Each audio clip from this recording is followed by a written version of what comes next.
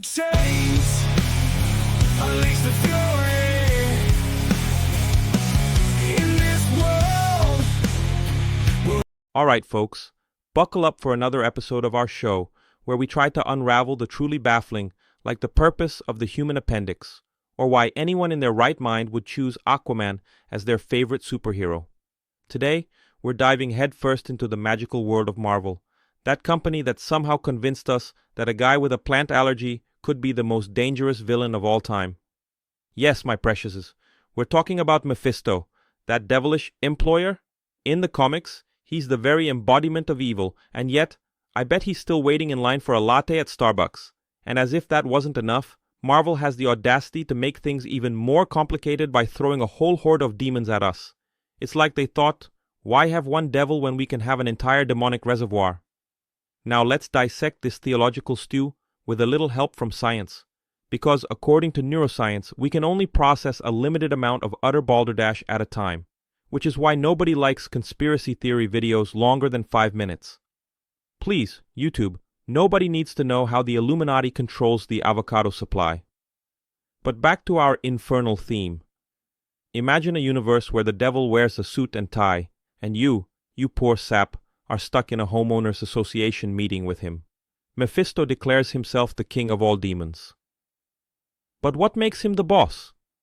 Does he win at Soul Bingo every Friday night? From an anthropological perspective, every culture has its own version of a demon. In Marvel, Mephisto's the head honcho of the underworld. But let's be honest, he's probably still struggling to figure out the office coffee machine. And no one has told him that making blood packs gives a terrible reputation on LinkedIn. And seriously, how are they even going to recreate this in the MCU? Is Satan just going to pop out of a magic portal in New York? Hey guys, I'm here for Spider-Man. He owes me some souls. For our philosophical amusement, Mephisto in Marvel is more a metaphor for life's complexities, or just someone who couldn't get an internship at Stark Industries. Speaking of complexity, the history of demonic representation is as tangled as trying to figure out why Chewbacca didn't get a medal in the first Star Wars. Maybe he turned it down because he was already fighting for the Wookiees' labor union. And if you think I'm avoiding the main subject, congratulations. You've grasped the Marvel spirit of stringing the audience along for 3 movies before explaining what's actually going on. The point is, we've got enough demons in real life. I'm just waiting for Mephisto to show up on Dancing with the Stars alongside Doctor Strange, trying to learn the cha-cha between multiverse rotations. But, as Aristotle, or some equally boring person who wrote a big book, once said, knowledge is power. So, if you're still here, consider yourself a winner. You're one step closer to universal wisdom, or you're just killing time before your next Doctor Who marathon.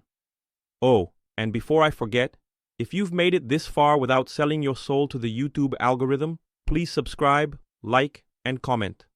Because, as any Star Trek fan knows, the only way to ensure this channel doesn't disappear into a parallel universe is with your support. And who knows, in the next episode, we might discover if Mephisto can get a discount on his car insurance.